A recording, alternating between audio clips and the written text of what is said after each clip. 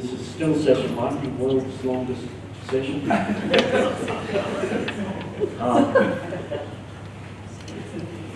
But you'll be pleased to know this is fairly, I don't think there are any numbers in it.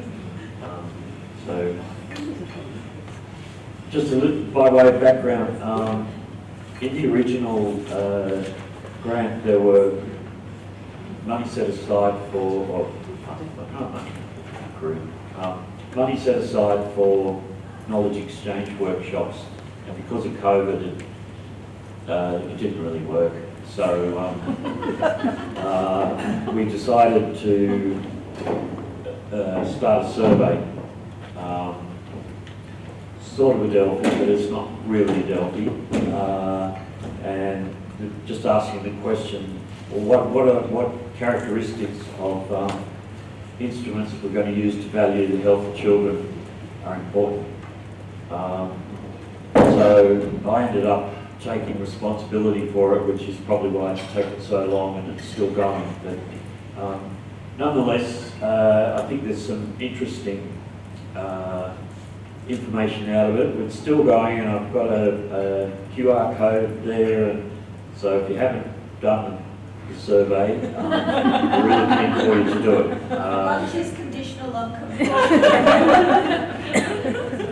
So then, so as I said, the question was, well, there are all these instruments out there. They've got all these different properties and so on. What do we actually think, we being the, I guess, the important people with a stake in it, which is decision makers, researchers, community, and importantly young people. What do they think are important? What are the important characteristics? We're going to value health within a decision-making setting.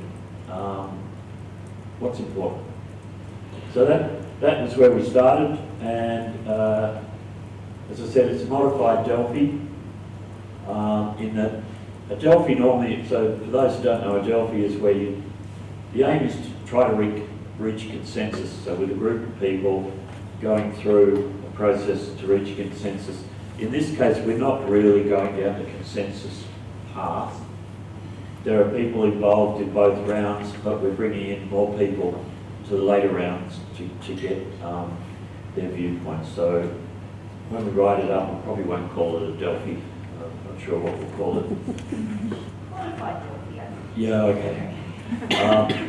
And so round one is completed, and there are people in the room here who've actually done round one and round two.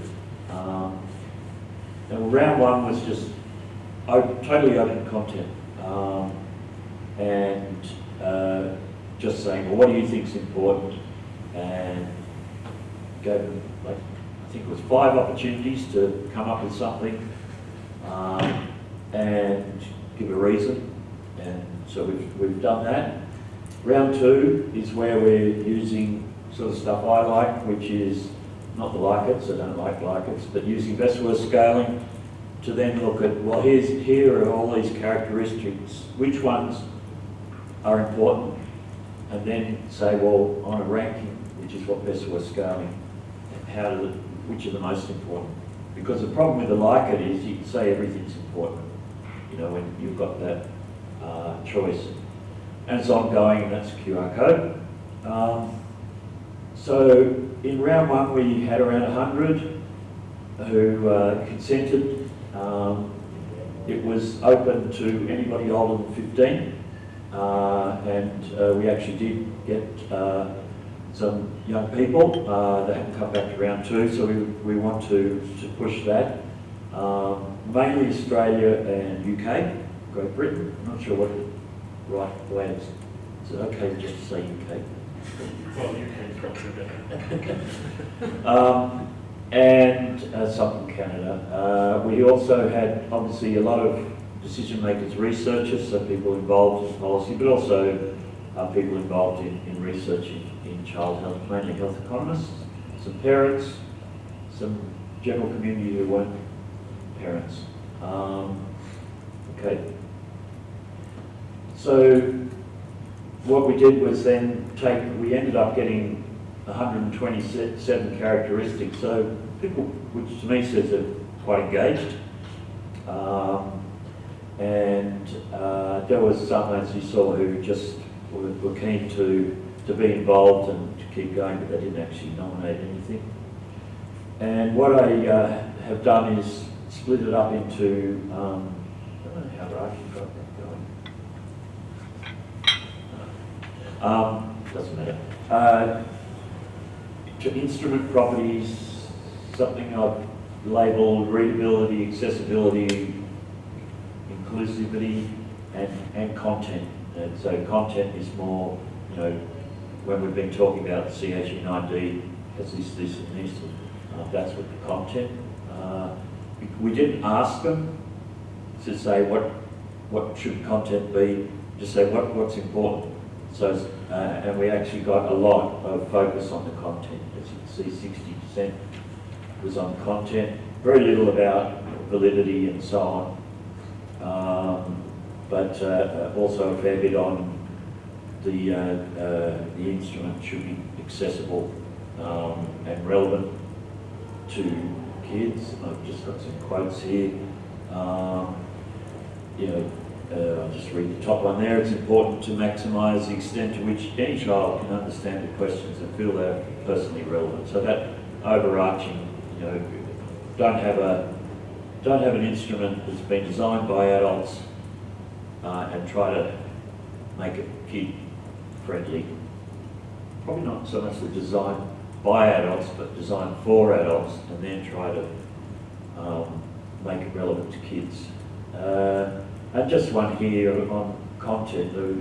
Actually, mental health came out as a quite important content. So, and I think that's probably quite reflective of society and view on mental health issues, particularly with children and young people. And another one, because it comes up later, is pain. Pain was identified as something, and I'll give my preliminary results for round 2 will sort of show that. And when you think about it, not many measures specifically focus on pain.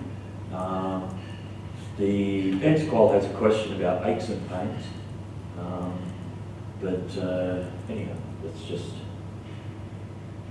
So this is preliminary results from the next phase round, and as I say, we still want to recruit for this, and the way we've set it up is it's split into the three categories there, the general characteristics, and we've summarised that there are 9 items.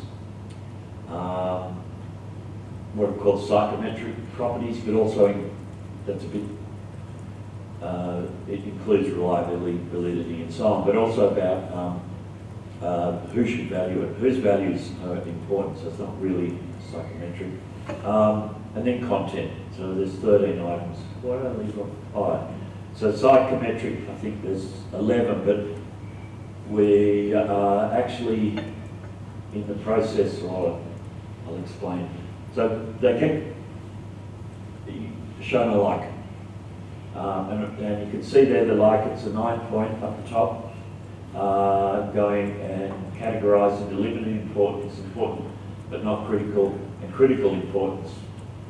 The reason we chose that, well, it probably reflects my background. I've done a lot in evidence synthesis and using what's known as a grade framework, and they use those 3 categories. It's limited importance, don't worry about it.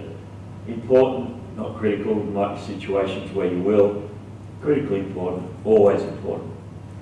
It's what should be there for you to make a decision. So that's why we use that. And then best-worst scale. I love best-worst scales. So what a best-worst scale does is, it's a bit like I was saying to Emily, it tricks people into putting a relative preference on a big list of things that they wouldn't normally be able to do. perhaps don't even want to do because it's so hard. And what you do is you sort of got a selection of the items, in this case 4, and you say, well, which one's the most important, which one's the least important, and then they get to see another one with a different set, but including some of there's a design behind it anyhow. It's not all just random. And from that, we can use regression analysis, just like a DCE, to then come up with a preference score for each of the items. Now, I haven't been able to do the regression. I've done the quick and nasty because we're still collecting the data. But I'll show you some of the results because I think they're quite interesting. So the plot on the left, the good thing about best worst is you can make the scale anything you like. You can make it 0 to 100, 0 to 1. So I've just made it 0 to 10, so it's sort of close to the like it scale. So I can put it on the same plot, which is what you've got up on the left. And the orange is showing the like it, and you can see they're all getting up there as to being, well, these are all important. And then the blue is the best worst, where I've ranked it from most important to least important. And I've just pulled the like it out on the right just to make it easier to look at. And the good thing about the best worst is even though everyone has trouble on it, you can't separate things on a like it because they might all be important. The best worst really does let you separate them. And when we have enough data, we'll be able to look at young people versus decision makers versus parents, which is what best worst is good for. And so, as you can see here, it's saying, well, it's got to be easy to understand and make sense to people doing it. Use language that can be understood and is meaningful. Questions are relevant to the age completing it. And by the response option, it has to be relevant to the age. So you might use emojis or different words. So the response is on the always, sometimes, never, or so that's you can see then less concerned or less important is the cost. Not so fussed about independently means everything should be done by the child. Language is not as in language there means being available in multiple languages, and flexibility is how you deliver it. So it really does say, look, if you're going to have a measure, it's got to be meaningful for the people doing the measure. Is what really the top ones are all about. Yeah, just some quotes there. If they don't feel it's relevant, they're not going to answer it. And they need to be age relevant to measure age-related quality of life. Okay, so the next one is the so-called psychometric properties, but what we did was actually pull out, there's some that are givens, like their validity, responsiveness, those items, they're not actually in the best worst, they're all there with high like-its. And we had, when we were talking through the process, there was some thought, no, they're givens, let's not put it in there. But they are there, but not in the best worst. So, you're not, for example, you're not going to have an instrument that's not valid, not responsive, and it might be the most readable measure, but it's clearly you're not going to use it. So this one I find quite interesting, again with the like-its and best worst on the left, but if you look on the right, most important thing is that, and it follows from logical, the instrument should be relevant to the people completing it, in this case children and young people, so they should be involved in developing the content. was considered, came out on the best worst as the most important. The next two there are about who should value it. And there was everybody, all in together this fine weather. Children should do it, and just children. Parents should do it, just parents. And you can see, and adults, so all adults. So you can see all adults, and it showed up on the market too. That's not seen as an important characteristic. I think the thing that stands out is that there's a view there that it should include kids somewhere in there, children and young people. Their values are relevant, which then comes to the question of, well, do you just lump them all in together, or do you have multiple sets? Do you have a value set that represents children, or 15 to 24-year-olds, and a value set older than 24? Do two cost utility analysis and then throw that at BBOC and say, there you go. Or do you just mix it together and have a single value set that say, well, this is that population that it represents? I'm not answering those questions, just posing them. But it does stand, for me what's clear is, just like the other one, it's for kids. It should be relevant and involve them, and their views are pertinent. And actually, we know from the systematic review that adults want to protect kids from dying, whereas kids do focus, and I know that through working with Jermaine, kids do focus on quality of life. It does, just as it does to us, but adults don't want them to die. Makes sense, of course. And this is just the content one. Again, let's just focus on the best worst score, and this is where, so it, to me, makes good sense. It pretty well lines up with lots of instruments that cover that: emotional, cognitive, social, physical, in one form or another. Interesting that school is low. PEDSQL has a school, but when you look at the questions under PEDSQL, it's more school as it's more describing your interaction with. No, that's on the social. I'll stop that because I mean it might be leading you astray.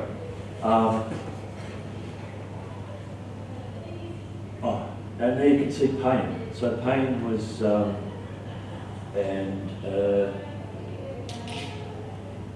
which to me is interesting. It's in that, as I said before, I don't think there are many instruments that specifically include pain. There are instruments for pain, but I don't know about multi-attribute instruments that really tackle pain. And of note, there was a lot of talk, I think, in a lot of the various meetings that Emily described, user groups and so on, talking about spillover effects, so the effects of the kids' illness, quality of life on care and family. But it seemed to be pretty clear that yes, that's important, but it's not relevant to coming up with an instrument to measure the quality of life of the child, making decisions around funding. So, and there's some quotes there. Yes, probably the bottom one. This is only relevant as far as the impact on the family carer affects a child directly. The quality of life of the family carer should not be included when measuring a child's quality of life, but should be measured separately.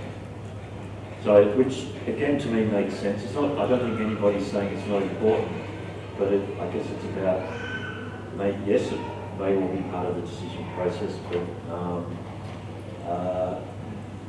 it should be compartmentalised, if you like, and separate. So, here's where we're at. Here's the QR code again. The perfect measure, well, on the properties, it's going to be valid, reliable, all that, they're givens. But it should be developed with children and young people. Value sets should include the views of children and young people in some way. Should there be multiple value sets? Who knows? They should be age-specific questions and responses, so that, and independent completion's less critical.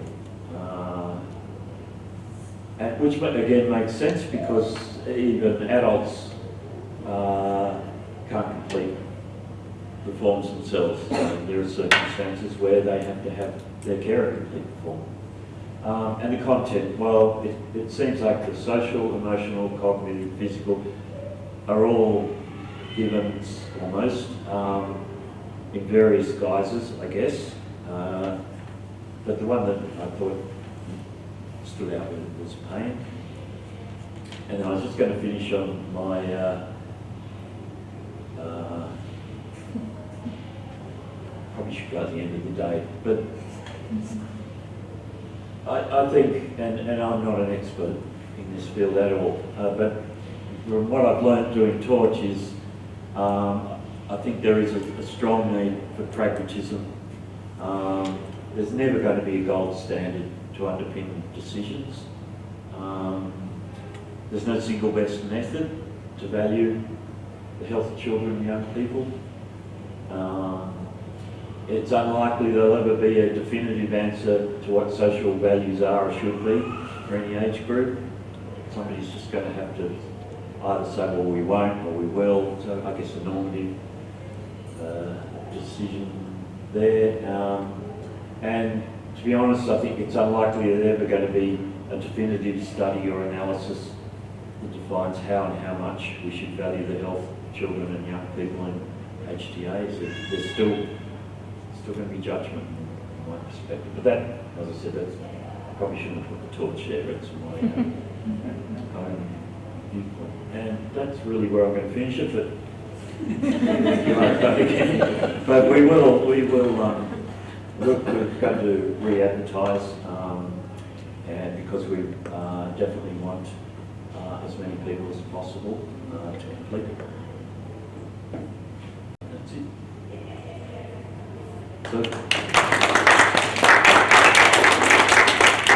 if there are any questions or comments or thoughts, or I know it's probably just a bit of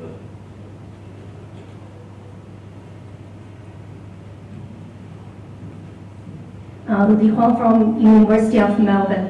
I'm not from Quokka, but I'm very remotely related to Quokka, and I'm no expert in this. So just my take on your findings on pain. So I think you find that pain stands out.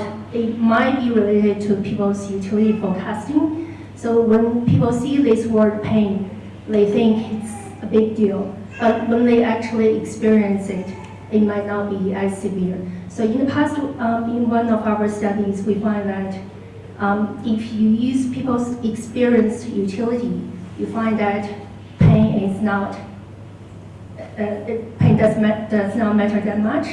But the other thing is depression. So depression, when you use utility forecast, it does not matter as much, but when you are actually experiencing it, it's a big deal. So I'm just thinking that pain stands out might be because people are forecasting their utility. Doesn't matter, it really matters. And especially in children, sometimes they have better endurance with pain than we thought. Yeah, thank you.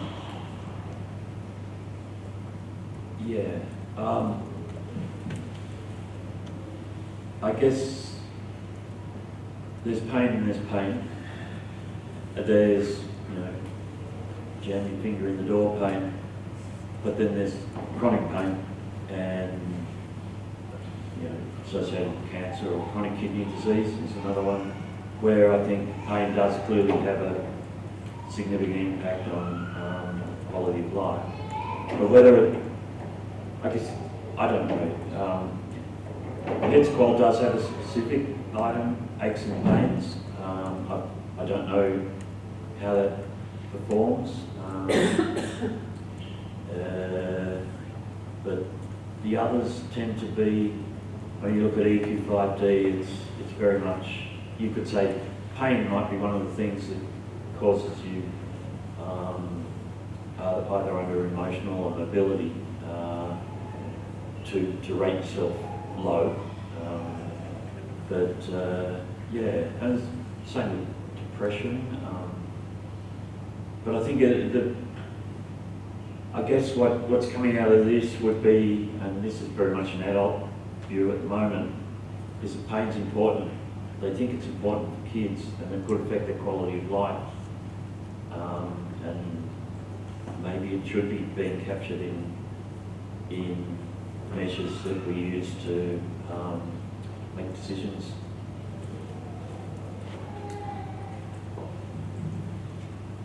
Another question out of ignorance. Really like the way that the BWS comes up with a very clear ranking compared to the Leichhardt, and that was really impressive in the results.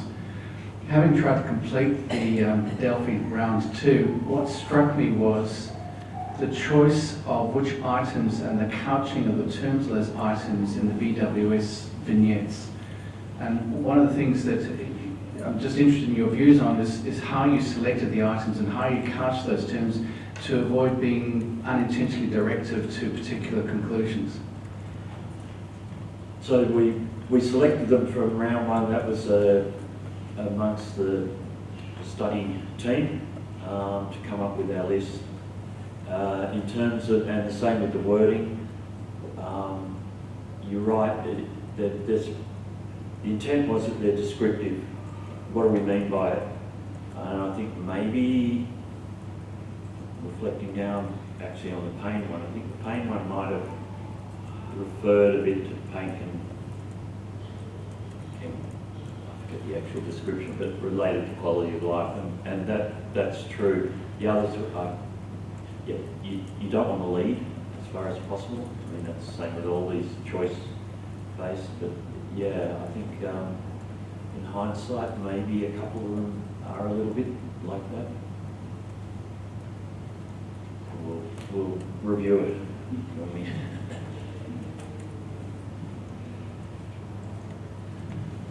Thanks, Martin. I was just reflecting on how we might use the results of the Delphi study, and I was just thinking whether we can assess the measures that we've identified from the systematic reviews against these criteria that we've identified from the Delphi study, and use the weights from the best worst scaling study to identify like a preferred measure.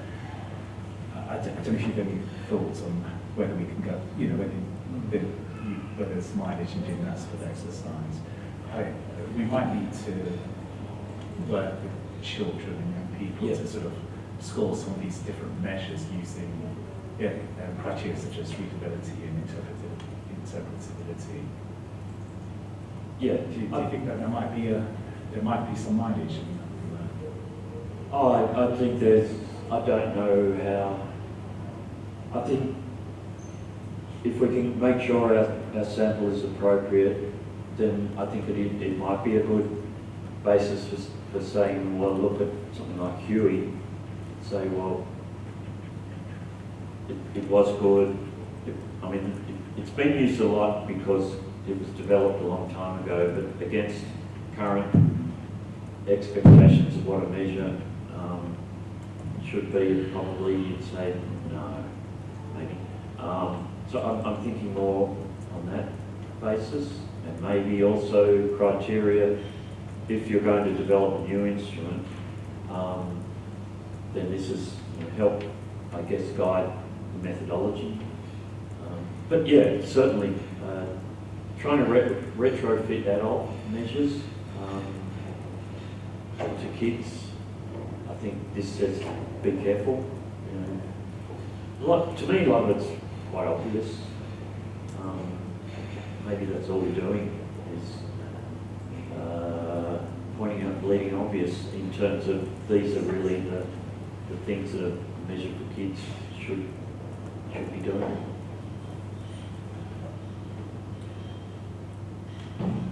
That wasn't a good answer.